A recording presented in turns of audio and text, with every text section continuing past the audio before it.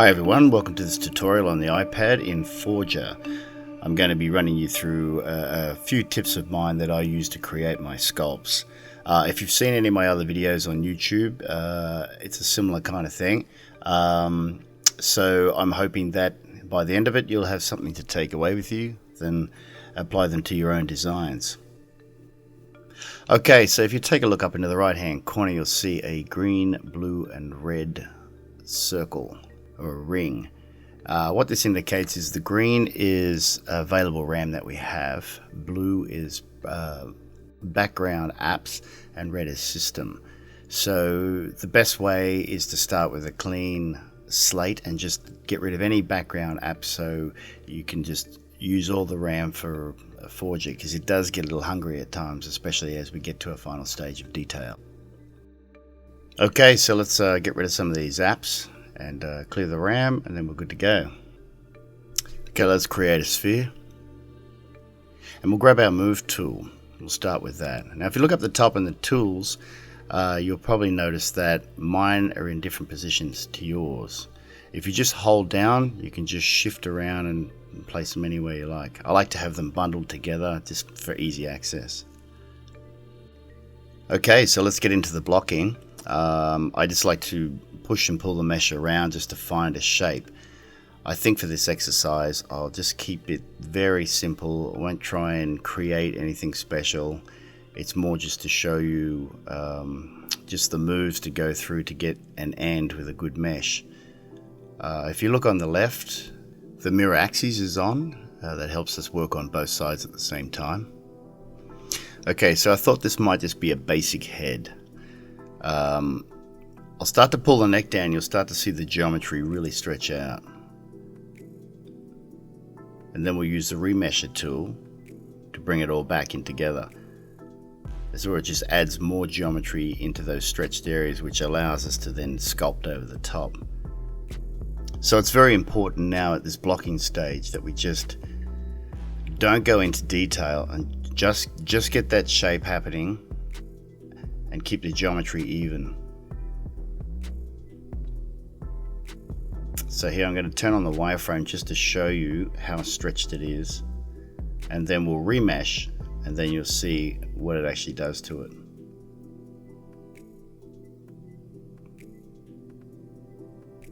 So as you can see there, it's fairly stretched at the bottom. There's not enough geometry there for us to sculpt over. And I'll just show you here that you can get some finer lines, but then down here, nothing. So our remesher will then put geometry back into that area.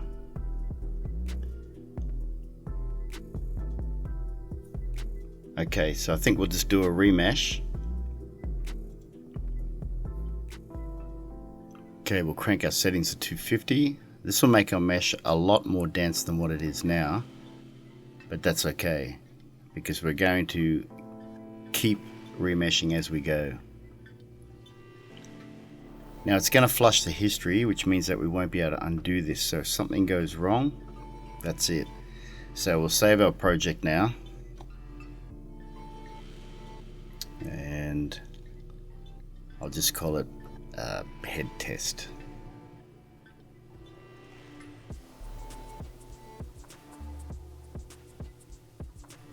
That'll do it. Now we can go ahead with our remesh.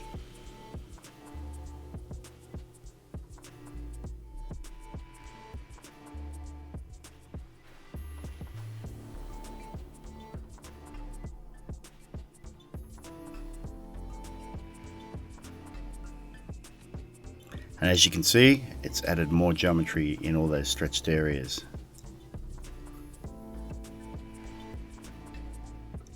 Okay, so we'll just keep going with this. I'm going to speed this up a little.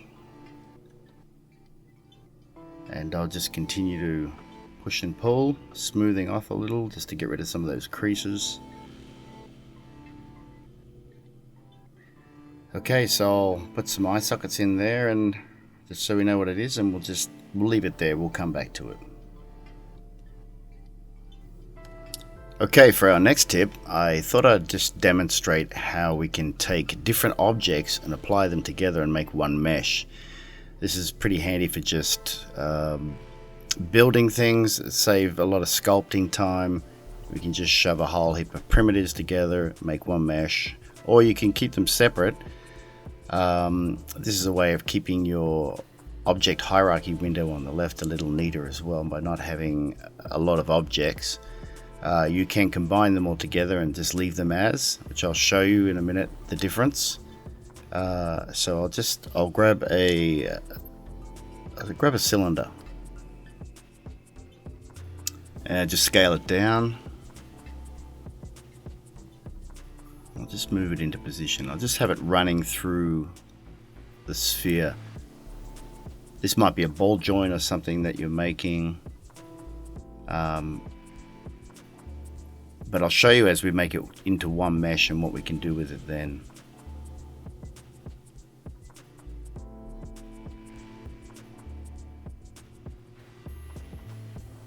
So down on the left, you'll see two arrows pointing at one another. If we click that, that shows us the objects that are in the hierarchy that we can merge together. And just on the top right of that little window, if we click that, that will then merge them. So we select them, then merge it. So yes, and there we have it. So the objects have become one, but their vertices haven't joined. So you'll see in a minute when I sculpt, they're still acting like two.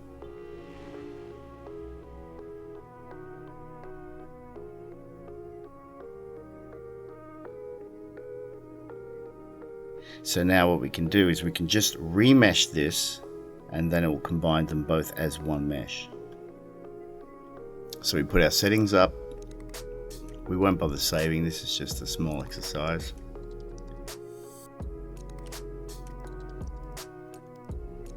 And there it is. It is one mesh.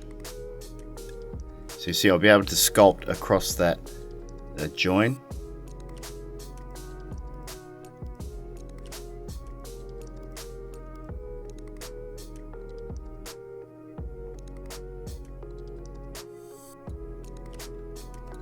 So now I thought that I could show you a good way of getting that crease back or producing new creases by using the crease and the pinch tool.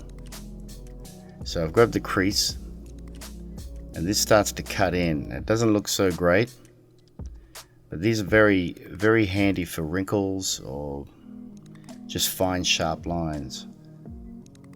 So I'll crease it. I'm just pushing down the edges. It's a bit dirty. Then if I grab my pinch tool, it'll start to close the gaps off.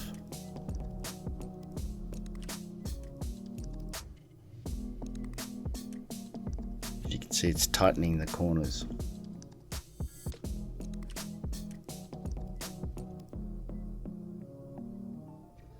And it pretty much looks the same as it did when they were just combined before we remeshed.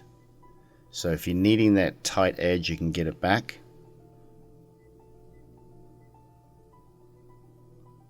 A little bit of extra love there, we could make that work. But you get the drift. Okay, that's it. Let's go back to our original sculpt and I'll show you the clay tool. Okay, so the clay tool is a very powerful tool for just helping us with the blocking stage.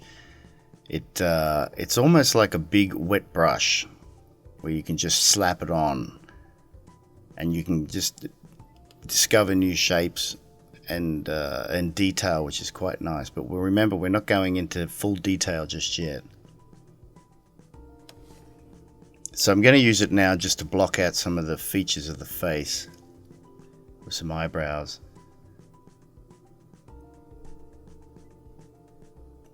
And you can see the way it works. It really just, it layers upon itself.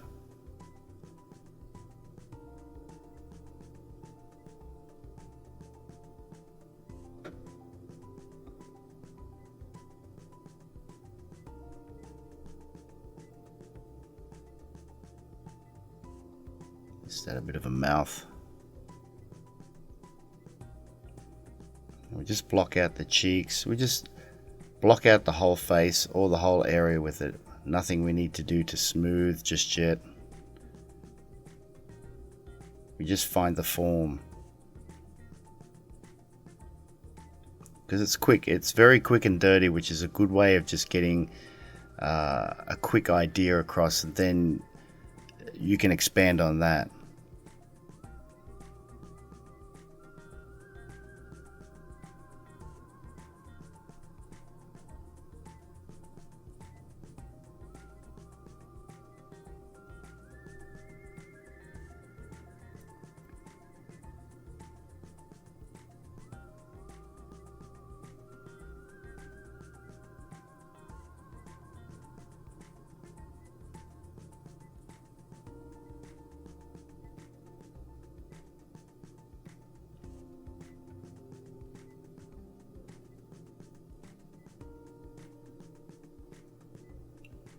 And also too, this tool is actually pulling and pushing, which means that it is stretching the geometry as well. So once you find a shape that you like by the end, when we can add as much detail as we can without going into fine lines, then we can just remesh, and then it sets it all back up again and has that smooth, even flow of geometry throughout the mesh. So just bring the smooth tool in just to soften some areas.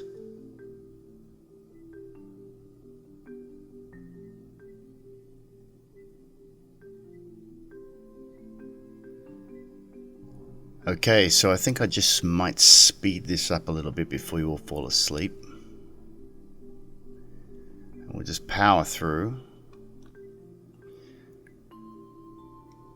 Still just looking like a guy. Perhaps we just stretch his head around a bit. Maybe we take him off being human. Maybe we make him look a little bit more alien. So still using the clay brush. So if I start bringing back in the move tool, I can now just reform it a little bit.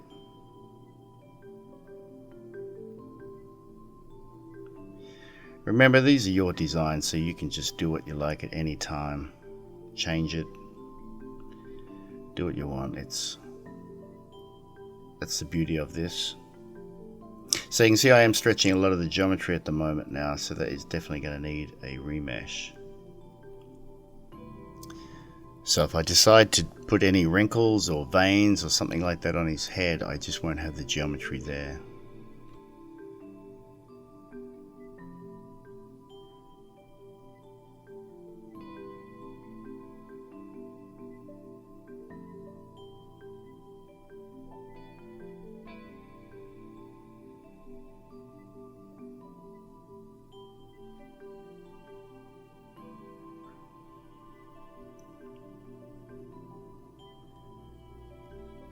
Still keeping it very rough, low detail.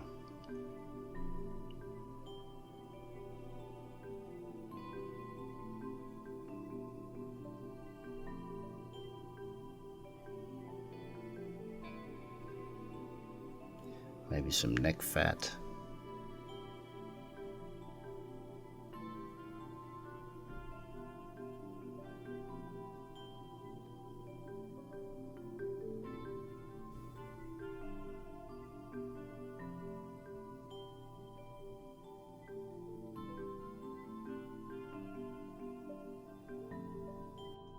Overall, the geometry is fairly even,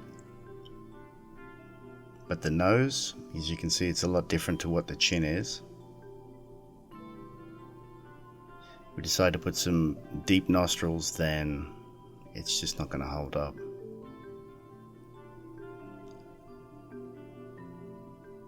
So it's getting time for a remesh.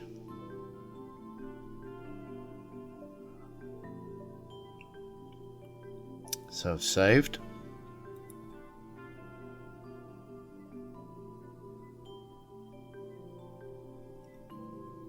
away she goes.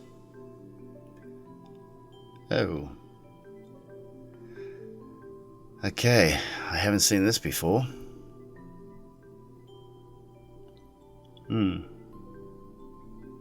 Something's gone wrong. Perhaps that my model isn't on symmetry. Okay.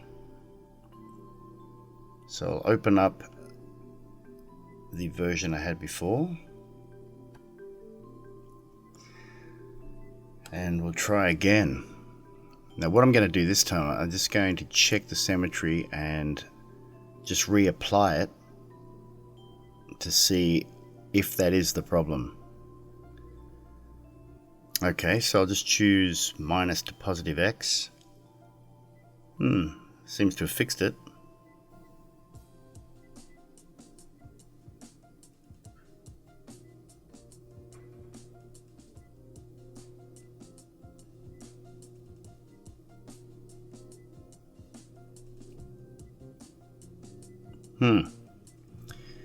Interesting. Well, as you can see, it doesn't always work. Some things do go wrong. So I might try it the other way. If I remesh without the symmetry on, then I'll reapply the symmetry and see if that works. Okay, so we've reopened our file. I'll just check the mirror axes. I'll just turn that off.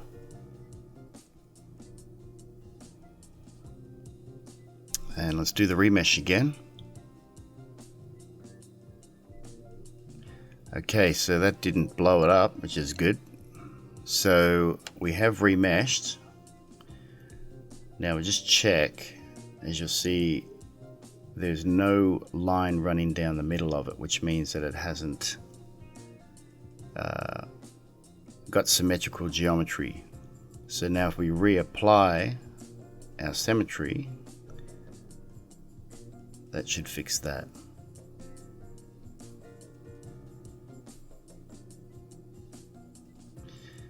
There we have it. A very fine line you can see running down the middle. So now both sides are the same. We've remeshed. We're good to go. That was odd. But look, things like this happen. I'm glad you saw it. We can, this is one way of working around it. Okay, we'll just turn off the wireframe. I'm just going to show you what I showed you before with the crease and pinch tool. This is an area that we can use that combination of tools to create a nice crease in the lips.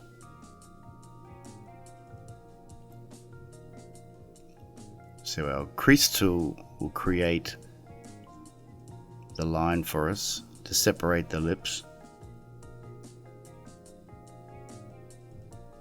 Yeah, I wasn't working in mirrored axes, so we'll put that on. So we're working both sides again.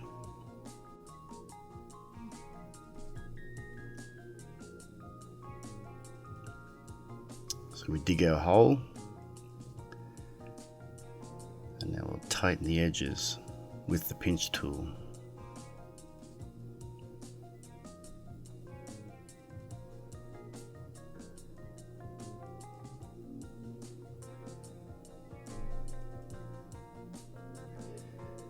So the crease tool wasn't able to make a line that thin. The standard brush wouldn't be able to do it either. So the only way you can get these nice thin straight lines is by using the crease or the standard, but it's the pinch tool that pulls it all together.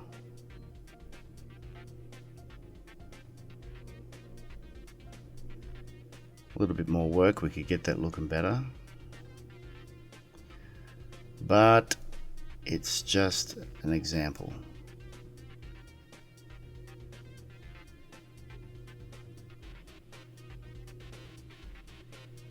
So you could use that for wrinkles around the eyes, or even cutting tight into the nostril holes, even adding that rim around the eyelid to sit tight against the eyeball. Well, that's about it for the pinch and the crease tool and a bit of the painting or the sculpting blocking out.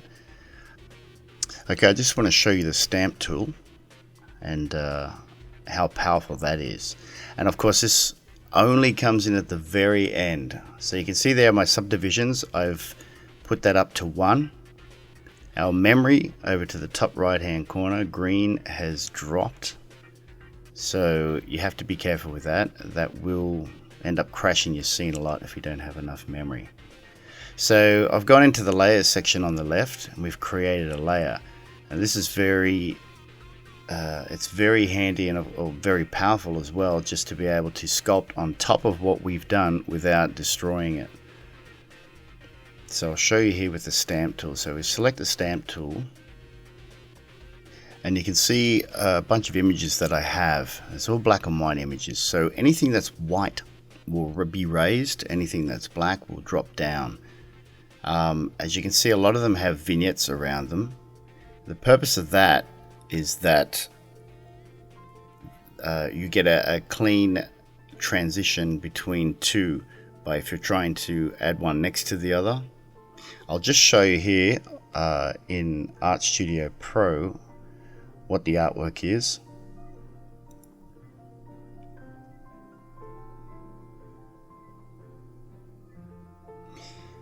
So there it's basically an elephant skin, which you can find off the internet. So if I put a vignette around it, you'll see what I mean when I bring it back in and add the stamp.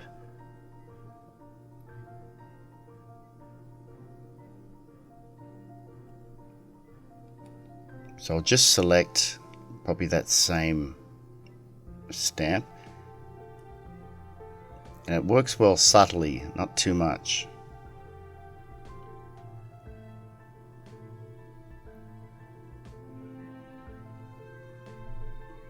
So this is a drag out and drop type thing. So now that's way too much, but you can see how around the edges it's feathering. It doesn't have a sharp edge.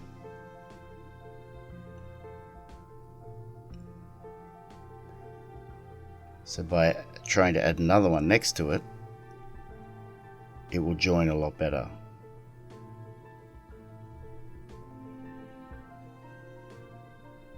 So I'll show you one without the vignette.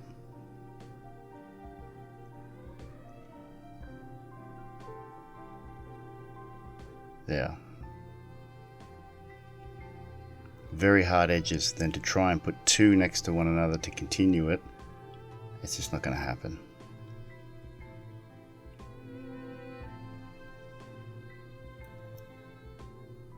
So I'll pull this back a little bit.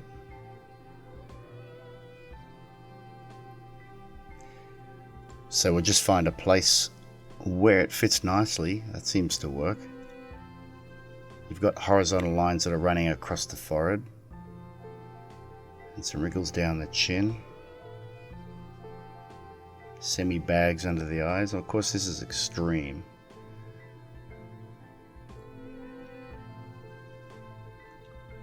But you can use your smooth brush just gently on areas where you want to just pull it out a little bit. But I do have a lot of different ones, and the skin of course could be anything. You could have snake skin, or I'll just show you a couple of different ones here. Well, that's too much.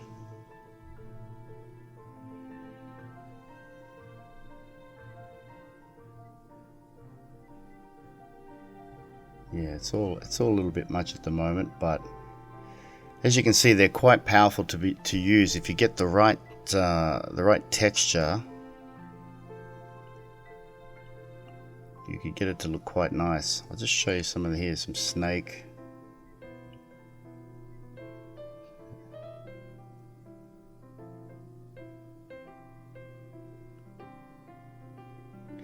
And just soften some off.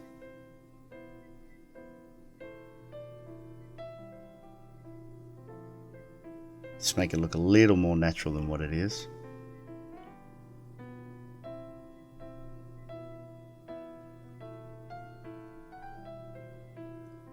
And you can, of course, you can turn the layer off, as you can see.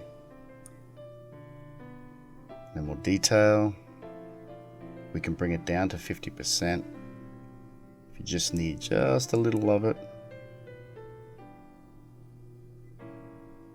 Just subtly bring in the detail. So you could add these wrinkles on, and then over the top of that add another layer. Let's say just a softer, bumpier skin that could just run gently over the whole thing. Just give it that double layer of detail. Of course, if you did put your sub-levels up another 1 to 2, those details would become a lot sharper and clear.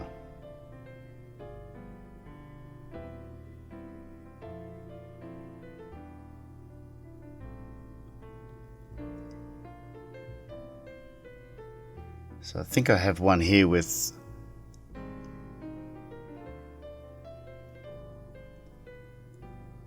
which could be zits or something. I do have a rough skin texture. There it is, yeah.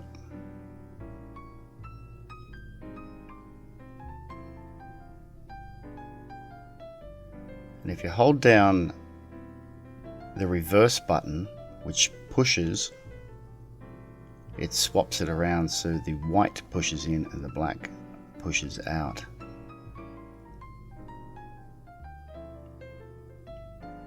So we'll just put some acne on his back just to make him our teenage alien.